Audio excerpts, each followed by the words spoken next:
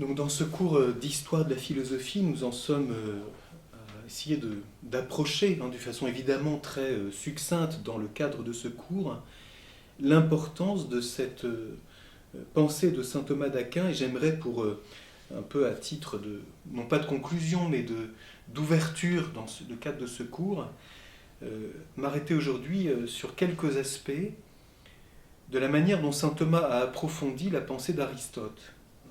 Pour saint Thomas, Aristote, ne l'oublions pas, est le philosophe. Et donc, la question est la suivante, est-ce que saint Thomas s'est contenté de commenter Aristote, si je puis dire contenté? Il a commenté quasiment toute l'œuvre d'Aristote, et j'ai montré il n'y a pas si longtemps que saint Thomas a aussi contribué à faire retraduire les textes d'Aristote. Bien. Est-ce qu'il s'est donc contenté de reprendre Aristote? De quelle manière l'a-t-il utilisé? Et puis est-ce qu'en l'utilisant, en vue de sa perspective proprement théologique, a-t-il approfondi, développé certains aspects? Donc c'est ce sur quoi nous essayons de nous arrêter brièvement aujourd'hui.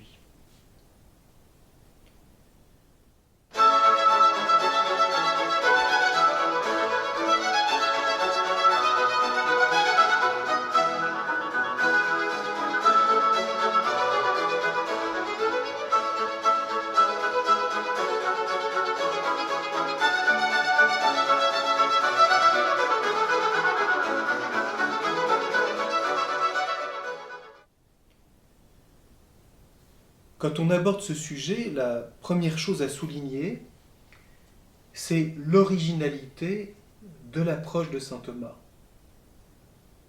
Ce qui le distingue de l'héritage augustinien et aussi même de ce que son maître Albert le Grand a développé lui-même, en particulier en s'appuyant sur la manière dont Avicenne a transmis Aristote à l'Occident. Donc j'ai abordé cette question il y a quelque temps. Et pourquoi saint Thomas choisit-il de se mettre à l'école d'Aristote comme étant le philosophe? La réponse est simple, saint Thomas la donne lui-même au début de la Somme théologique, quand il s'interroge sur la place de l'autorité en théologie. Et il souligne qu'il y a plusieurs niveaux d'autorité, si je puis dire. L'autorité première, pour lui, comme théologien, donc comme homme de foi, c'est l'autorité de l'Écriture sainte. Et donc, des auteurs inspirés, et donc aussi de l'Esprit Saint lui-même, dont saint Thomas dit qu'il est l'auteur principal de l'Écriture, en se servant des auteurs inspirés, des hommes eux-mêmes. Saint Thomas dit explicitement que on doit regarder que ce que l'auteur a comme intention quand il écrit. Et il ajoute, l'auteur principal, c'est l'Esprit Saint. Donc c'est pour ça que c'est la première autorité, puisque saint Thomas nous dit que la raison pour laquelle nous devons croire, du point de vue de la foi théologale, c'est parce que Dieu en est l'auteur. Parce que Dieu nous le dit, nous le révèle. Certes, en se servant des hommes, mais c'est toute la manière dont saint Thomas réfléchira sur la place des médiations. La médiation de la parole humaine, qui donc exige une interprétation, puisqu'elle est elle-même relative à une pensée, et la pensée est elle-même relative à une réalité. Il y a une épistémologie chez saint Thomas, il y a une conception de la parole, je l'ai déjà dit la dernière fois.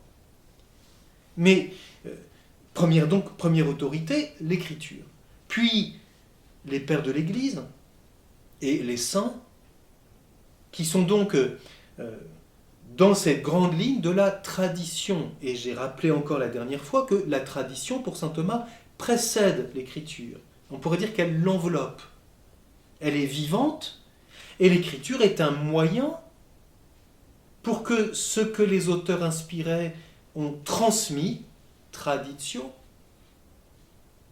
donc ce que Dieu nous dit lui-même en se servant des hommes, l'Écriture est présente comme un moyen de prolonger et d'étendre la communication de cette transmission. Et ça, c'est bien quelque chose qui là aussi, comporte une certaine conception des médiations humaines, hein, parce que ça se trouve déjà dans la philosophie grecque. Platon, dans le Cratyle, soulignait déjà que l'écrit est plus loin de la pensée que la parole.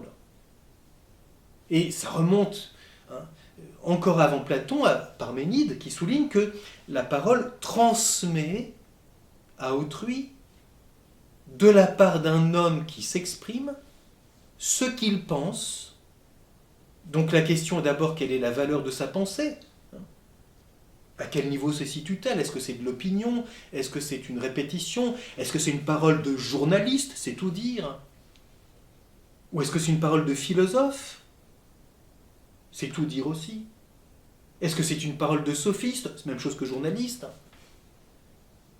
Et quelle est sa place ? Et puis ensuite, l'écrit. Quel est le problème de l'écrit ? Il a à la fois un défaut et une qualité. L'écrit, c'est qu'à la fois, il fixe. Donc c'est à la fois un défaut et une qualité. Un défaut parce qu'on risque d'en rester à un texte qu'on encadre, n'est-ce pas ? Et qu'on met soigneusement dans une bibliothèque pour que ça dorme, pieusement. L'écrit fixe. Hein, comme on le dit de temps en temps, la parole passe, les écrits restent. Donc la parole a cette fragilité d'être momentanée. Une fois que j'ai dit cette phrase, elle est terminée, elle était dans le temps, elle est passée. Et il y a des gens qui veulent tout conserver. Hein. Alors ils enregistrent. Et ils font la compilation de tous leurs enregistrements. Bon. Et puis, alors de temps en temps, ils aèrent leurs cassettes, hein, ils les font tourner. Et puis, l'écrit a cette possibilité que, pour le coup, à travers un texte, ce qui a été dit demeure. C'est la fameuse question comment quelque chose qui a été mis par écrit, puis transmis à travers un document, sur quel support, est-ce que c'est un papyrus, un papier, de quelle époque, et ci et ça, quand il faut restaurer le papier. Pour que ce qui a été écrit dessus, à coup de calame ou d'impression, roseau ou caractère imprimé, avec quelle encre de quelle langue s'agit-il, etc., ça puisse se transmettre. Mais après, ce texte est bien gentil, je l'ai, mais comment me transmet-il ce qui a été dit et pensé ? Il faut que j'interprète le texte. Et c'est notamment le rôle de l'histoire. Voici ce document, c'est Saint Louis qui a écrit cette charte quand il a transmis telle chose à tel endroit. Bon, qu'a-t-il voulu dire ? Dans quel contexte ? À quelle date ? Etc. Bref. Et l'exégèse, quand il s'agit de l'écriture sainte en particulier, cherche à comprendre ce contexte du texte écrit. C'est quelle source ? Et alors on peut le dater de tel moment parce que c'est telle écriture, parce que ça fait allusion à tel épisode historique, donc on peut dater par ailleurs, etc. Enfin bref, c'est toute la question des recherches historiques. Donc l'écriture, les pères qui sont dans la tradition, c'est-à-dire qui justement nous donnent une interprétation vivante, et saint Thomas souligne que puisque l'auteur de l'écriture c'est l'Esprit Saint, c'est l'Esprit Saint premièrement qui est la continuité de cette tradition qui a précédé l'écriture et qui la poursuit. Il y a donc une continuité vivante, et c'est fondamental dans la vie de cette communauté de foi qu'est l'Église. Et puis saint Thomas ensuite ajoute, et tout homme qui dit quelque chose de vrai, dans la mesure où il dit quelque chose de vrai. Et principalement, les philosophes. Mais aussi les savants, bref. Et on sait que saint Thomas reprend... alors on disait à un moment, du moins saint Thomas pense que c'est une parole de saint Ambroise. Aujourd'hui, on se demande exactement de qui elle est. Enfin, peu importe. Certains disent le pseudo-Ambroise. Comme ça, c'est pas Ambroise, mais c'est le pseudo-Ambroise qui est quand même Ambroise, mais c'est pas tout à fait Ambroise, etc. Et donc, il y a cette parole que saint Thomas cite très, très, très souvent. Toute vérité, quel que soit l'homme qui l'a dit, vient de l'Esprit Saint. Donc, c'est une vision de sagesse sur le fait que l'intelligence humaine, dans sa capacité naturelle de chercher le vrai, quand elle touche quelque chose de vrai, Dieu, qui est l'auteur de l'intelligence, puisqu'il est créateur, est présent dans cette quête de vérité de tout homme. Et bien sûr, on peut penser à la parole du prologue de l'évangile de Jean. Le Verbe éclaire tout homme venant en ce monde.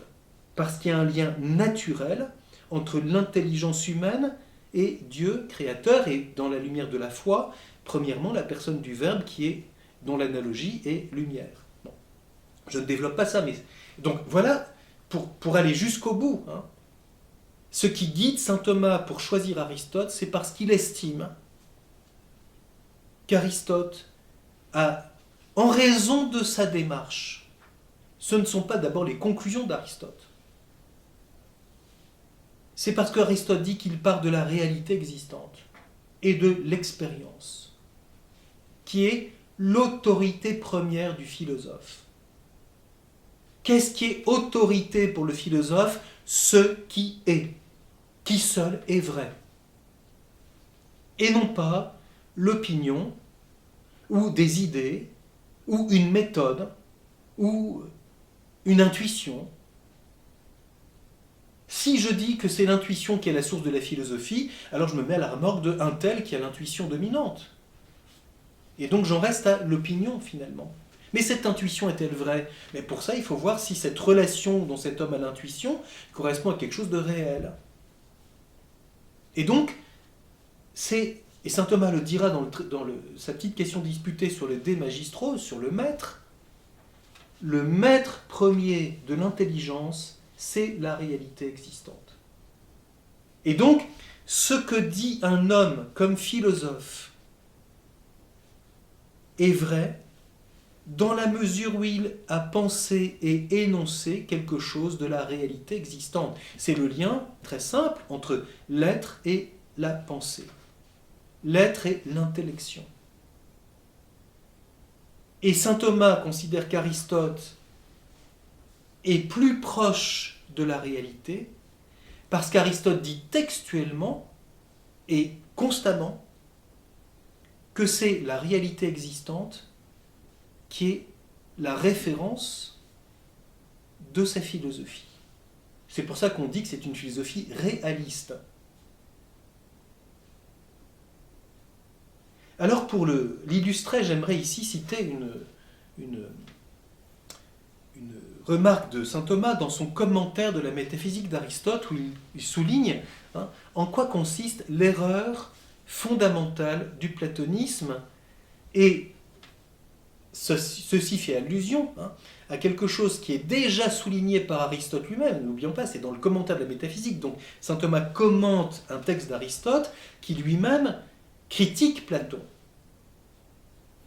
Alors, je lis d'abord ce petit passage de saint Thomas, qui est très simple et très beau, mais qui est une clé qu'on retrouve tout au long de la pensée de saint Thomas, et qui fait comprendre pourquoi on ne peut pas dire que saint Thomas, contrairement à ce que disent certains interprètes, est plus néoplatonicien que aristotélicien, parce que, s'intéressant à Dieu comme théologien, il a été très très marqué par la vision dite de sagesse du néoplatonisme.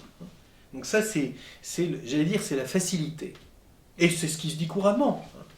Je peux ici faire référence au propos d'un professeur d'université qui disait « Ah, vous voulez parler de la contemplation? Ah, mais c'est Platon. Non, non, non, c'est Aristote. Non, non, c'est Platon. Non, c'est Aristote. Pourquoi ?» Alors, voici la remarque de saint Thomas. Donc, c'est Commentaire des métaphysiques, livre 1, leçon 10, dans l'édition Marietti, numéro 1580. Platon s'est trompé parce qu'il a cru que le mode de la réalité pensée, dans son être, est comme le mode de penser la réalité elle-même. Je relis. Platon s'est trompé parce qu'il a cru que le mode de la réalité pensée dans son être est comme le mode de penser la réalité elle-même. Donc, ça veut dire quoi? Platon confond la réalité en elle-même, celle que l'on cherche à penser, à connaître, et la manière dont on la connaît, dont on la pense. Et c'est ce qui est à la source, pour saint Thomas, à la suite d'Aristote, de la théorie des idées de Platon. Alors si je prends le langage de saint Thomas, c'est la confusion entre le modus essendi et le modus intelligendi. Quelle est la manière dont cette réalité existe en elle-même? Et ensuite, je cherche à la connaître. Mais en la connaissant, j'ai une manière humaine de connaître. Je ne connais pas la manière d'un ange, je ne connais pas la manière d'un chien, je ne connais pas la manière de Dieu. Parce que, comme le dira saint Thomas, la manière de connaître dépend de la manière dont cette réalité qui pense développe sa pensée. La pensée humaine a un mode rationnel, ce qui n'est pas le cas de la pensée angélique, ce qui n'est pas le cas de la pensée divine. Parce que le mode de pensée suit le mode d'être de celui qui pense. Si j'existe comme un homme, je pense à la manière d'un homme. Mais je pense une réalité qui existe indépendamment de ma pensée et de ma manière de penser. Le pissenlit qui est dans le pré, parce que c'est le printemps qui arrive, existe indépendamment du fait que je l'ai pensé. C'est pas parce que je pense à un pissenlit qu'il y a un pissenlit dans le pré. C'est pas parce que je pense à Dieu que Dieu existe. Dieu n'est pas une projection. Il existe de toute éternité. Et moi, je cherche à le connaître, mais ma manière de connaître Dieu n'est pas comme lui, il se connaît lui-même. Je connais Dieu à la manière dont un homme peut s'approcher de Dieu. C'est tout le développement que fait saint Thomas. Alors, voilà l'erreur de Platon. Et c'est pourquoi saint Thomas, en tout cas sur ce point tout à fait fondamental, choisit Aristote. Pourquoi ? C'est la différence entre la réalité et la manière dont on la connaît. D'ailleurs, saint Thomas dira aussi à d'autres endroits que cette confusion entre la manière de penser et la réalité que l'on pense, c'est l'erreur fondamentale du platonisme et du néoplatonisme. Et entre parenthèses, c'est l'erreur que l'on retrouve dans la phénoménologie contemporaine, qui considère que c'est la manière dont une chose existe qui nous fait approcher ce qu'elle est. Et la manière dont on la connaît. Alors, je souligne ce point. Quand saint Thomas fait cela, il reprend une remarque d'Aristote qui se situe à plusieurs reprises dans la métaphysique. Aristote dit explicitement qu'il n'a jamais accepté la théorie des formes en soi de Platon, tout en reconnaissant ce que Platon a découvert de juste et de vrai. Il souligne cette chose très simple. Platon, le premier, en héritant cela de Socrate, Socrate cherchait des définitions, dit Aristote, et Platon a repris cela pour essayer de dévoiler ce qu'il appelle la forme, c'est-à-dire la cause formelle. Qu'est-ce que c'est que cette réalité ? Je prends un exemple très simple. Je rencontre Pierre, Paul et Jacques, et je dis, qu'y a-t-il de commun à ces trois réalités que je dénomme Pierre, Paul et Jacques ? Tous les trois sont hommes. Donc c'est le passage du singulier à l'universel. C'est ce qu'on appelle l'abstraction. Et l'abstraction, qu'est-ce que c'est ? Pourquoi on dit abstrahere ? Littéralement, ça veut dire retirer loin d'eux. On écarte des éléments singuliers, individuels. Pierre a une barbe, Paul a des lunettes et Paul est chauve. Donc, on écarte ces choses qui les individualisent. L'un a un visage rond, c'est un yaourt. Le deuxième a un visage anguleux, et le troisième, je sais pas, il a une tête de chien. Ah, c'est bien un tel, je l'ai reconnu, à son nez. Il n'arrive pas à passer le pull, tellement le nez dépasse. Et le caricaturiste fait ça très bien. Le caricaturiste retient un trait, et tout le monde le reconnaît. Il y avait comme ça un homme politique qu'on caricaturait à son nez. Tout le monde savait que c'était un tel. Et le génie du coup de crayon, c'est avec un trait, c'est de faire comprendre de qui il s'agit et quelle est son attitude. Très bien. Ça, c'est l'individu. Et puis, au-delà de tout ça, ces trois hommes sont capables de se parler, de se rencontrer. Il y a quelque chose de commun entre eux. Je passe de l'individu à homme. Et c'est pour ça que l'universel, saint Thomas dira, l'universel, je le saisis à partir de beaucoup de réalités. Dans ces réalités, et je les attribue à toutes ces réalités. Pierre est homme, Jacques est homme, Paul est homme, et ils le sont de façon univoque. Il n'y a pas un qui est moins homme que l'autre. C'est pour ça qu'on est ici au niveau de l'abstraction universelle, univoque. Quand je dis Pierre est homme, Jacques est homme, Paul est homme, je l'attribue de façon univoque aux trois, c'est-à-dire que ça a exactement la même signification. Exactement la même. Et donc, Platon a saisi ça.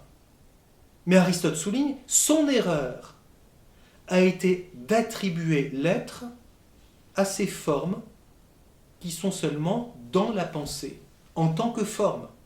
L'homme n'existe pas en soi. L'homme n'existe que dans Pierre, dans Jacques, dans Paul. Et dire qu'il existe en soi, hein, les formes en soi, c'est attribuer l'être, c'est-à-dire dire qu'elles existent en elles-mêmes en dehors de ces réalités singulières, et donc dans un monde que l'on dit idéal, mais qui pour Platon est le monde vraiment réel. Il est celui qui est vraiment. Tandis que Pierre, Paul, Jacques, et Socrate et Glaucon ne sont que des diminutions de tout ça. Et donc c'est parfaitement lassant, fatigant, parce que je ne rends compte que des réalités imparfaites. C'est pour ça qu'on dit que chez Platon, l'hyper-réalisme, c'est en même temps un super-idéalisme. La seule réalité, hyper-réalité, c'est les idées. Et pour Platon, ça existe vraiment en dehors de notre pensée. Bon, et on sait combien c'est un débat qui va se retrouver notamment sur la question des mathématiques, hein, puisque pour Platon, l'être mathématique existe vraiment en dehors de la pensée. Pour Aristote, l'être mathématique n'existe que pensé par la pensée humaine. C'est un être de raison, c'est une relation. Et donc c'est là la question. Donc Aristote dit ça explicitement, qu'il n'a jamais accepté la théorie des formes en soi, et que si Platon, le premier, a compris l'abstraction de la forme, et ça c'est juste, son erreur est d'avoir attribué l'être à ces formes qui ne sont que des formes intelligées. Elles sont d'abord intelligibles, c'est-à-dire capables d'être pensées. Homme est réel, Pierre est réellement un homme, mais pour comprendre ce que c'est que l'homme, il faut que je m'y mette. Il faut que j'arrête de traînasser. Il faut que j'arrête d'être dans la simple description. Ah, la petite fleur, le petit truc, le petit machin. Non, il faut passer à une relation que l'intelligence rationnelle tisse. Qu'est-ce qu'il y a de commun à tout ça? Et puis, donc c'est une erreur d'avoir dit que ça existe en soi. La forme, en tant que forme, pensée en acte, n'existe que dans la pensée. Donc on retrouve ici ce que saint Thomas reprend à Aristote. L'erreur de Platon, Platon s'est trompé parce qu'il a cru que, etc. Ce que je disais il y a un instant. Alors, du coup, ceci, chez Aristote, hein, va s'expliciter hein, au moins sur deux points très importants. Et je le souligne tout de suite parce qu'on va retrouver ça dans ce que je vais développer maintenant. N'ayant jamais accepté la théorie des formes en soi, premièrement, Aristote dit ça n'a donc aucune efficacité et incidence sur notre vie pratique. C'est le fameux texte de l'Éthique à Nicomaque, au livre 1er, chapitre 4, qui est une des critiques majeures d'Aristote sur Platon, à propos de la théorie du bien en soi. Donc de l'idée du bien, qui est même une super idée, puisque c'est la clé de tout le monde des idées pour Platon dans la République. Et Aristote fait cette remarque pleine d'ironie. Il est bien étonnant qu'aucun homme d'art ne s'intéresse au bien en soi. On pourrait dire, mais c'est magnifique, il aurait ainsi un modèle sous les yeux, et ayant ce modèle, il agirait de façon beaucoup plus vraie. Et Aristote dit, c'est bizarre, aucun ne fait ça. Parce que les gens qui travaillent regardent ce qu'ils vont faire maintenant concrètement. Et il prend l'exemple de la médecine. Le médecin doit guérir Socrate, et ce n'est pas l'homme en soi qui est malade. L'homme en soi n'est jamais malade. C'est Socrate qu'il faut guérir. Et donc c'est dans l'ordre de l'individualité. Donc on prend un exemple dans l'ordre de l'art, et de là on transpose au niveau éthique en disant qu'est-ce qu'on cherche quand on agit dans l'activité morale? On veut atteindre le bien que l'on est capable d'atteindre par son activité. To agathon practicon. Alors ne traduisez pas le bien pratique, parce qu'en français ça ne veut plus rien dire, c'est une abstraction dans le pratique. Hein, ah oui, c'est pratique. Ouais, c'est pratique. Tu parles si c'est pratique. Ça veut dire quoi très concrètement? Le bien que j'atteins dans mon activité. Et Aristote aura des exemples. Ainsi, pour un homme qui est malade, ce qu'il cherche, c'est d'abord de retrouver la santé. Voilà le to agathon practicon. Et il va trouver le médecin pour dire, mais écoute, voilà, je me sens pas bien, ceci, cela, gna gna gna. Alors l'autre peut lui répondre, écoute, désolé, mais je pense que c'est le malade imaginaire de Molière. Donc commence par te mettre un coup de pied quelque part. Mais ah non, là, il y a bien quelque chose, il faut voir. Voilà. Donc c'est pratique. Eh bien, même chose dans l'ordre du bien moral. Je ne vis pas d'un bien en soi qui n'existe pas. Monsieur idéal, Miss idéal, le chien idéal, ça n'existe pas. Je rencontre cette personne concrète et j'arrête d'être dans mon petit monde. To agathon practicon. C'est ce bien qui, s'il est tel et tel, est capable d'être pour moi, ma fin. Je souligne ça parce que saint Thomas va souligner que c'est capital pour toute la secunda pars de sa somme, la question de l'agir humain. On ne vit pas d'une cause exemplaire, Dieu n'est pas un modèle. Et donc c'est l'erreur d'une certaine interprétation de la somme qui a dit « Ah oui, toute la secunda pars de la somme, c'est l'image qui retourne à son modèle. » Schème néoplatonicien. Elle se cale sur le monde en soi.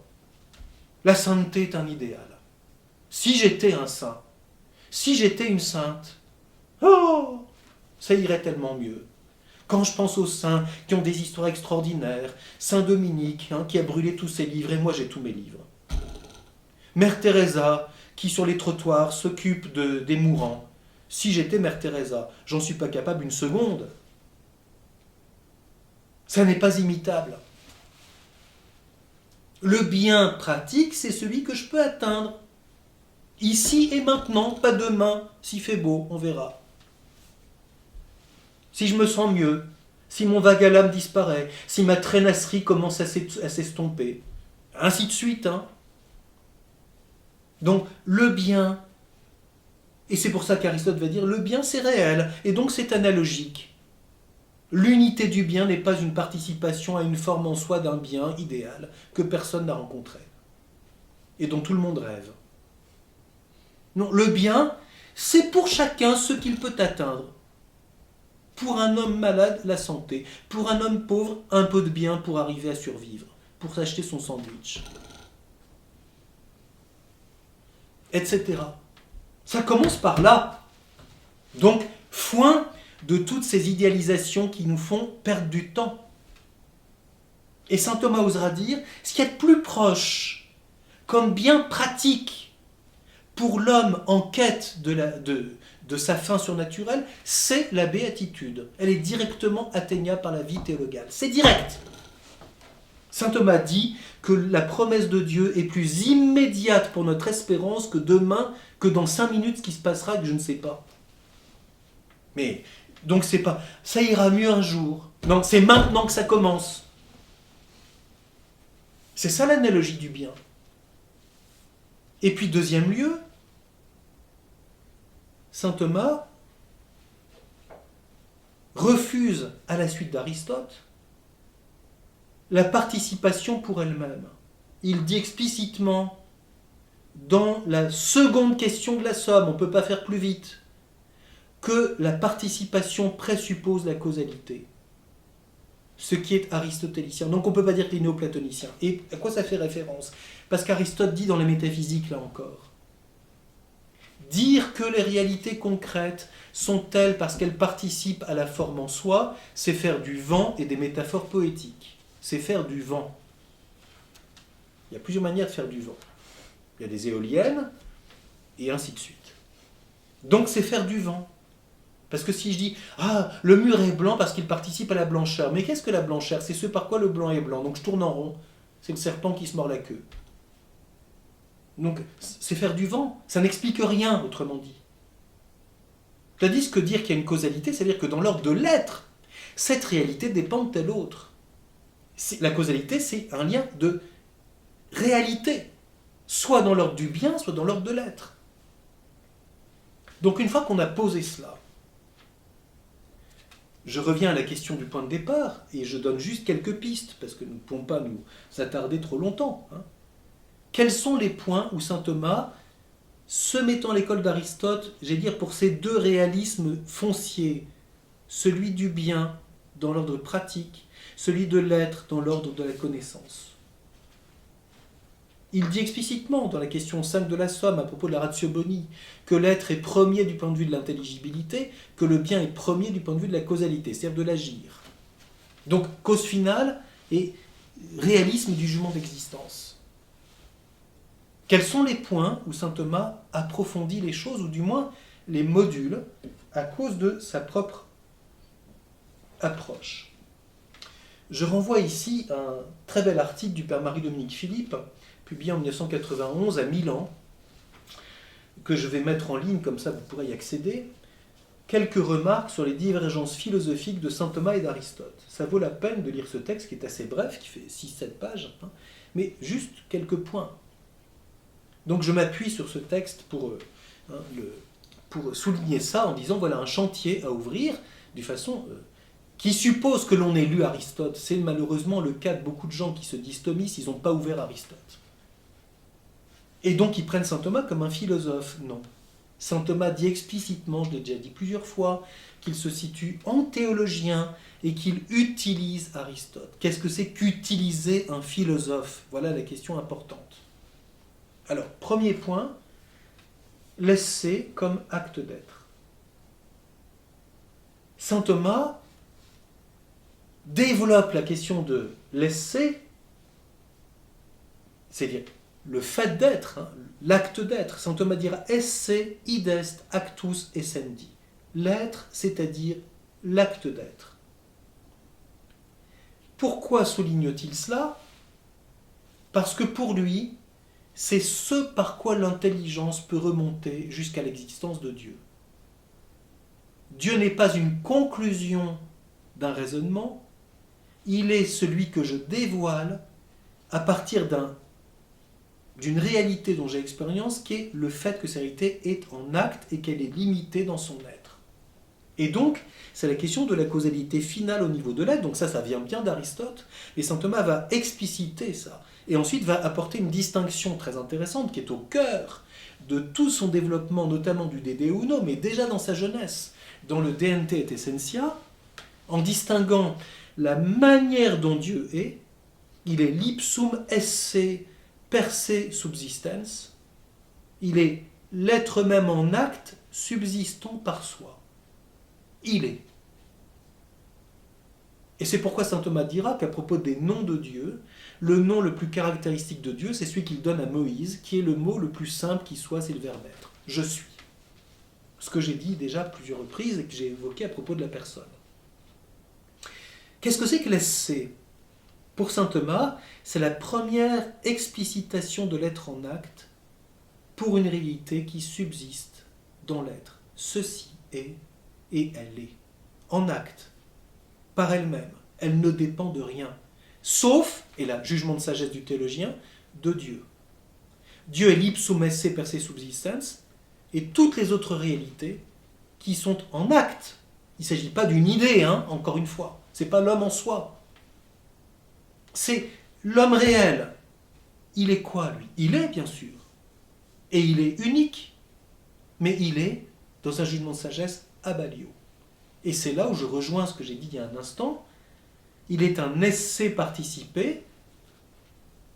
Attention, parce qu'il dépend de Dieu du point de vue radical dans son être. Dieu seul est cause de son être. Cet être créé est ab alio. Il est d'un autre, à partir d'un autre.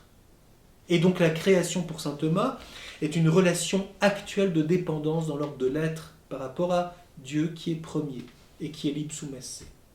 Lui seul est absolument nécessaire. C'est la troisième voie en particulier de la question 2. Dieu est le seul être nécessaire, c'est celui qui ne peut pas ne pas être. Il est de toute éternité. Et moi, je suis néant avant d'être, je cite saint Thomas. À un moment donné, je n'étais pas. Donc à un moment donné, si Dieu n'est pas, rien n'existe. Parce que tout est abalio. Donc repose sur du vide si Dieu n'est pas. Et c'est pour ça que pour saint Thomas, je l'ai évoqué dans le cours sur la personne est vue comme un être en acte qui subsiste par soi, c'est un comment de l'être, mais qui, dans la lumière de la sagesse, termine l'acte créateur de Dieu. Saint Thomas dit explicitement, l'acte créateur de Dieu se termine à une réalité qui subsiste dans l'être. Elle seule peut être dite créée, et c'est pour ça que pour saint Thomas, l'animal comme tel n'est pas créé dans son individualité. Il existe dans sa nature. La personne seule existe comme un être unique qui subsiste face à celui dont elle dépend dans l'être. Alors, saint Thomas n'a donc pas inventer quelque chose de nouveau par rapport à la métaphysique de l'être chez Aristote, mais il explicite les conséquences de cette philosophie de l'être en l'appliquant pour contempler la distinction entre la manière dont Dieu est et la manière dont existent les réalités créées. Dieu est par soi, les réalités créées sont abalio. L'homme est par soi quand je regarde en lui-même, mais dans la lumière de la sagesse, il est à partir d'un autre, comme quelqu'un d'unique. Et donc, il y a cette relation actuelle de dépendance entre lui et Dieu, et entre Dieu et lui, mais ce n'est pas la même relation, je ne développe pas ça ici. Deuxième perspective qui vaut la peine d'être regardée, encore une fois, ce ne sont que des pistes, mais très intéressantes, où saint Thomas explicitement renvoie Aristote et approfondit sa pensée, c'est à propos de l'infini. Pour Aristote, l'infini caractérise la réalité du monde physique, donc la réalité matérielle. Qu'est-ce que l'infini ? Aristote le développe dans la physique, au livre 3. C'est une propriété du mouvement pour Aristote, qui donc manifeste, la propriété manifeste toujours. Pour Aristote, le mouvement, c'est-à-dire le changement, le devenir, c'est la propriété de la nature. La réalité naturelle, le physikon en grec, le physique, le monde matériel, est un monde dont la propriété est d'être en mouvement, dans la génésis, dans le devenir, dans le changement.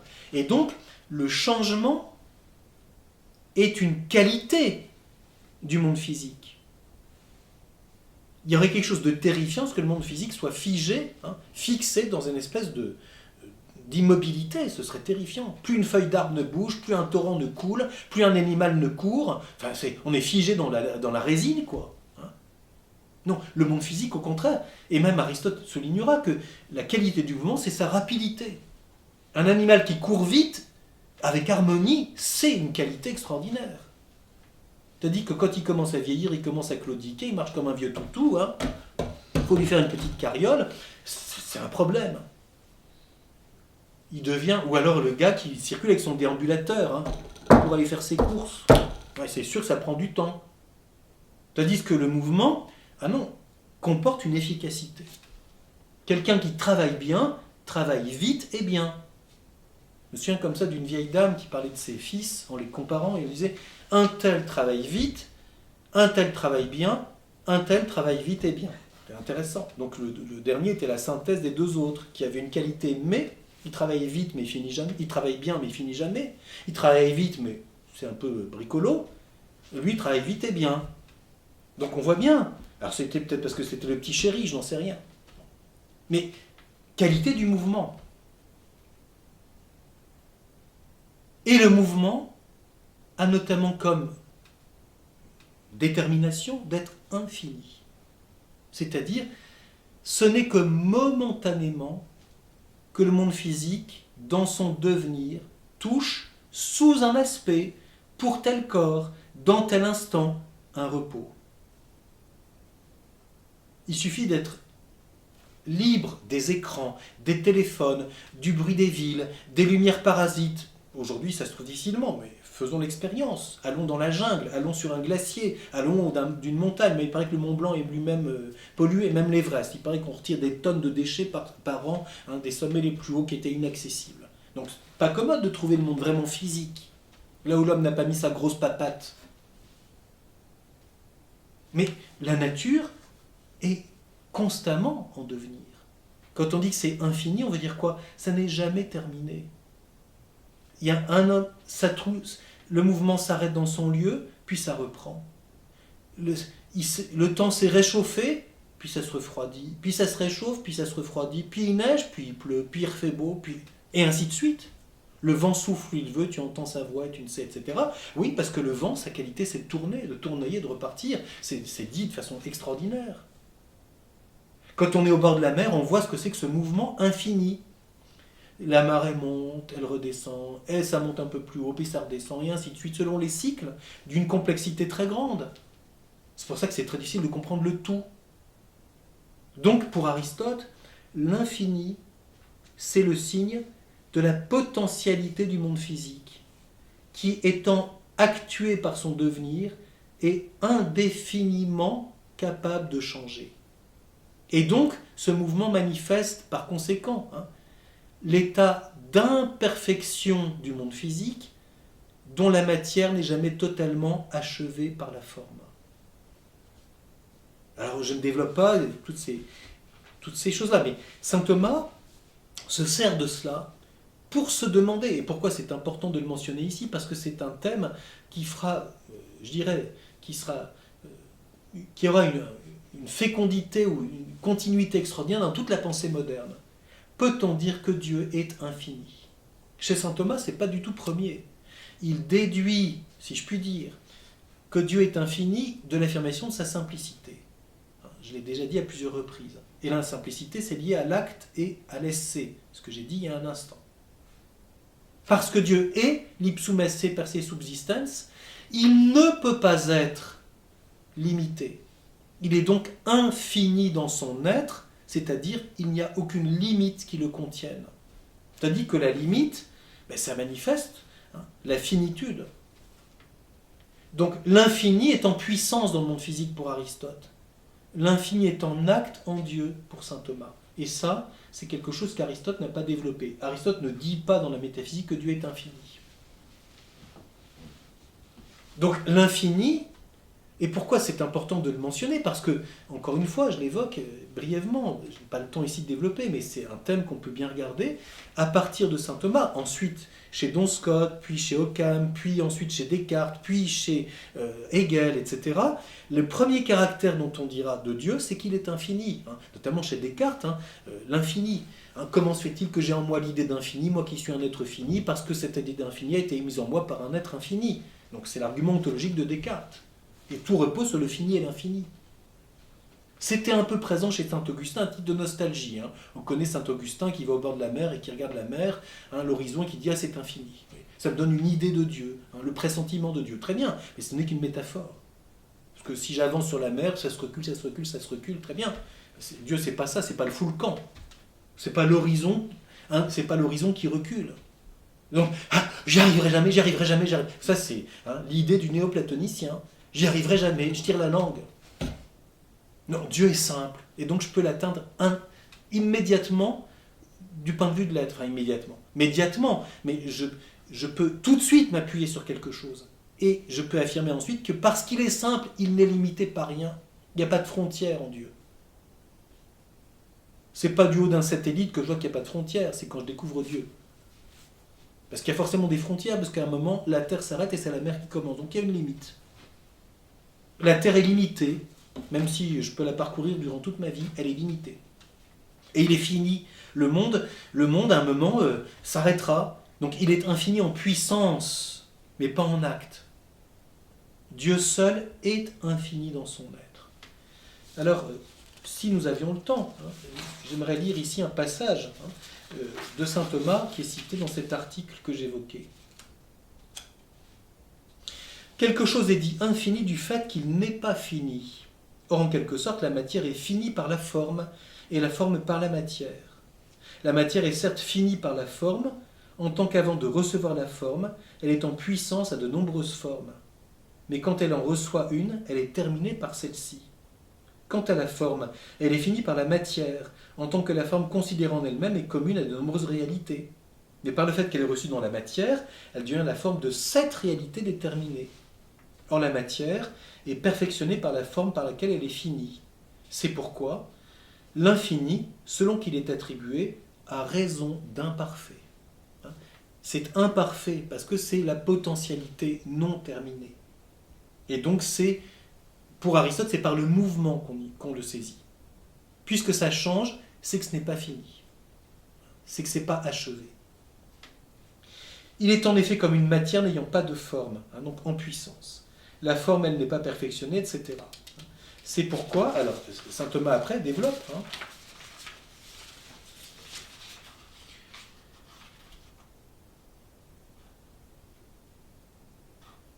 Donc, et Père Philippe commente, cette distinction de saint Thomas relève d'un regard critique sur les relations de la matière et de la forme. Il s'agit de l'intelligibilité propre de la matière, finie par la forme et en puissance à l'égard de nombreuses formes. Le théologien s'en sert par rapport à l'ipsum esse divin qui subsiste en lui-même d'une manière infinie. L'infini ne peut qualifier que l'être de Dieu, il ne peut pas qualifier ce qui est en tant qu'il est. Donc seul celui qui est premier dans l'être, n'étant fini, c'est limité par rien, est infini dans son être. Donc c'est une conclusion qui vient de la simplicité de Dieu.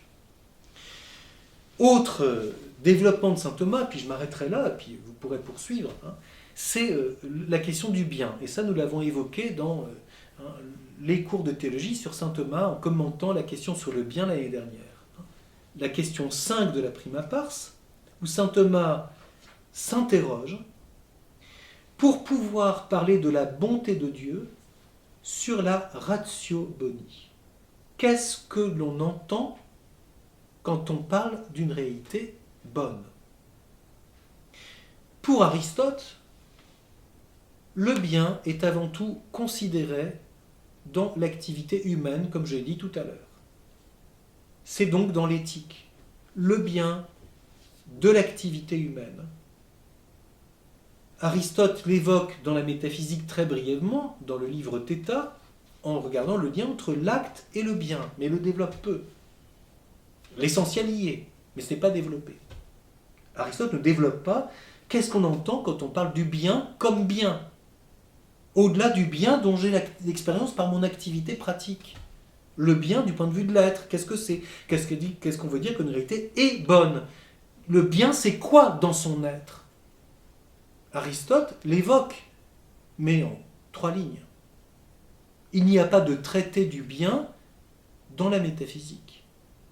Et c'est pourquoi certains ont dit, ah oui, c'est Platon qui développe la question du bien, et Aristote a omis cela, il a oublié, en fait. Non, parce que Platon dit lui-même qu'il ne peut en parler que d'une façon métaphorique. Relisez la République de Platon au livre 6. Quand Socrate est interrogé sur les fameux degrés de connaissance, et que le sommet, c'est la dialectique philosophique, qui est conclue par le bien, on interroge Socrate, on dit, mais quand tu me dis que c'est le soleil du monde intelligible, tu me fais une métaphore. Et Socrate répond, je ne peux pas dire mieux. Je ne peux parler que métaphoriquement. Donc il n'y a pas de science du bien chez Platon. À tel point que certains diront que chez Platon, le bien est un surêtre, et que l'être reste une forme intelligible. C'est pour ça qu'Aristote dira non, l'être n'est pas une forme. Il est acte. Et donc, le bien se comprend par rapport à l'acte. Il est de l'ordre de la fin. L'essentiel y est. Mais saint Thomas développe ça. Et puis chez Aristote, il y a aussi le fait que, à propos des mathématiques, et là encore ça distingue Aristote et Platon, quand dans les livres Mu et Nu de la métaphysique, Aristote compare sa position sur les mathématiques avec celle de Platon, et il dit, mais les mathématiques ne parlent jamais du bien et de la cause finale. Elles ne nous disent rien sur la finalité. Elles ne sont que de l'ordre du beau. Et donc de la forme. Ah donc il y a ici une question très intéressante. Quelles sont les relations entre l'être, le beau, la forme, le bien et la fin? Eh bien là, c'est le grand développement de saint Thomas d'Aquin, notamment dans la question 5 de la Prima Pars, sur la ratio boni, où saint Thomas assume l'éthique d'Aristote et la transpose à un niveau plus profond, notamment sur la division du bien, entre utile, agréable et honnête, pour prendre un mot qui ne convient pas tellement. Aristote voyait ça du point de vue de l'amitié, donc dans le bien humain.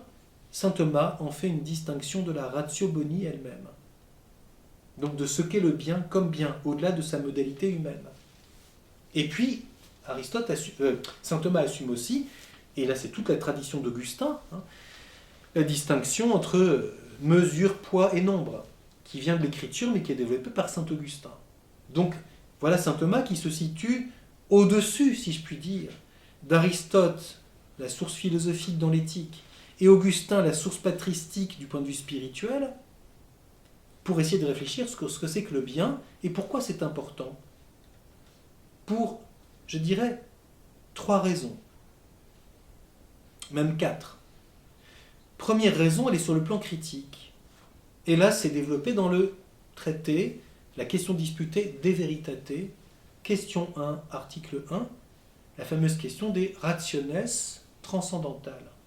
Donc l'analogie. Critique. On est sur le plan critique, c'est-à-dire qu'est-ce qui est, du point de vue de l'intelligibilité, convertible avec la ratio entis. Le vrai, le bien, et puis d'autres notions, res unum, aliquid. Mais le bien, la ratio boni, a même extension et même compréhension que la ratio entis. Voilà une ligne très importante. C'est-à-dire, le bien n'est jamais autre chose que quelque chose de réel. Donc on revient bien sur quelque chose qui est présent en germe chez Aristote. Le bien n'est pas un idéal, n'est pas une forme en soi, ce n'est pas une métaphore, c'est une réalité concrète, existante. Mais saint Thomas l'explicite sur le plan critique. Je ne peux rien comprendre au bien sans me rapporter à ce qui est. Le bien, c'est une réalité bonne. Pourquoi c'est important? Deuxième raison, et là on voit bien l'effort de saint Thomas, pour contempler la bonté de Dieu en elle-même. Dieu est le summum bonum. Il est le bien souverain, source de tout bien, cause de tout bien. Troisièmement, c'est la raison propre de l'acte créateur qui est souverainement libre. La liberté créatrice de Dieu dépend de sa bonté. Il me veut dans sa bonté parce qu'il m'aime. Et en m'aimant, il me rend bon et surtout, fondamentalement, il me fait être. J'existe parce qu'il me veut. C'est pour ça que saint Thomas dira la bonté de Dieu et la volonté de Dieu qui fait un avec son amour et cause de bonté pour les réalités qu'il veut. Tandis que moi, ma volonté est bonne si elle se porte vers un bien réel. Je ne rends pas bon quelqu'un en l'aimant. Le bien est source de l'activité de ma volonté. Quand il s'agit de Dieu, sa volonté bonne est source d'être et de bonté pour les réalités qu'il veut.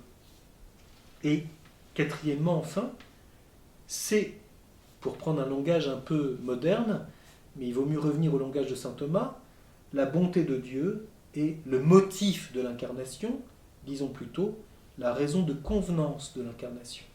Convient-il à Dieu de se faire homme dans le Christ? C'est tout le début de la Tertia Pars. Ça lui convient en tant qu'il est bon, car le bien se communique. Le bien, dit saint Thomas, est diffusivum sui. Alors certains ont dit, voilà, c'est le néoplatonisme. Il y a le bien au centre, puis il y a les rayons de la bicyclette, la roue de la bicyclette, et ça fait le bien participer dans la circonférence. Le périphérique parisien est une manifestation de la bonté du centre, c'est-à-dire de l'hôtel de ville. Ça se diffuse. Donc ça, c'est un schème. Parce que ça, c'est une vision par l'efficience, l'origine, la provenance. Donc, le bien est diffusif de soi en suscitant l'amour. Le bien se communique en attirant. Et c'est pourquoi saint Thomas dira que la volonté, son activité est une inclination vers le bien. Donc c'est le contraire. Ce n'est pas centrifuge, c'est centripète. Ça va vers le bien. Aimer, c'est être attiré par ce qui est bon. Et non pas le bien qui se diffuse. Et puis plus on s'éloigne, plus il fait froid. Plus on est loin dans la participation, jusqu'au vestige le plus lointain, la moustache du chien, qui est signe qu'il y a un Dieu créateur, la trace dans la neige, le vestige. Ça, c'est un schème. Le bien ne se communique pas par une espèce de rayonnement comme ça, efficient.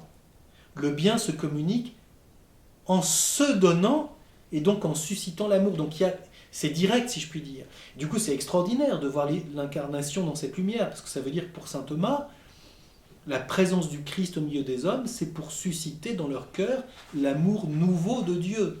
Un amour qui, en plus, les reprend Du coup, il y a un lien entre l'amour et la miséricorde, parce que le Christ vient à la rencontre de l'homme dont la misère fondamentale est d'être pécheur, c'est-à-dire coupé de Dieu, et de le relever en l'attirant directement au Père. Et on comprend le bon larron alors. Aujourd'hui, c'est pas une fois que tu auras bien fait tout ce qu'il fallait pour rentrer en règle, passer la douane et compagnie. Donc, le don est lié à l'amour et à la bonté. Donc on voit la fécondité de l'approfondissement de ce que c'est que le bien par saint Thomas, qui a lu Aristote, et sûrement qu'une des raisons, et ainsi peut-être, je ne dis pas que la boucle est bouclée, mais on comprend peut-être qu'une des raisons très profondes pour lesquelles saint Thomas a choisi Aristote, c'est pas seulement le réalisme dont je parlais tout à l'heure, c'est aussi le sens qu'Aristote a de la cause finale, et donc du bien, dans l'éthique à Nicomaque. Et donc, l'amitié, le sens de l'attraction de Dieu, etc. Alors il faudrait encore évoquer l'anthropologie de saint Thomas, les liens entre l'intelligence et la volonté. Saint Thomas a développé des choses sur la volonté, justement à cause de sa perspective de théologien. Il faudrait voir ce qu'il dit sur les passions.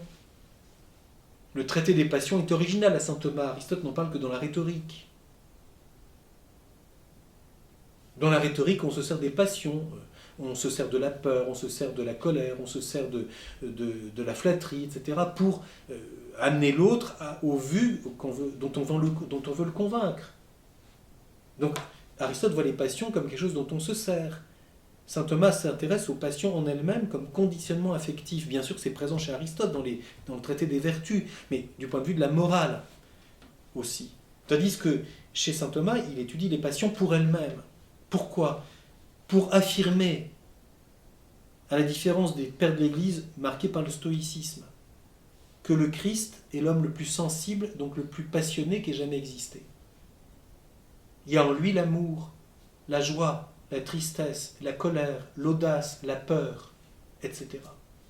Mais ce sont des propassions, dira saint Thomas, c'est-à-dire des passions parfaites et totalement assumées par l'affectivité volontaire et par la charité.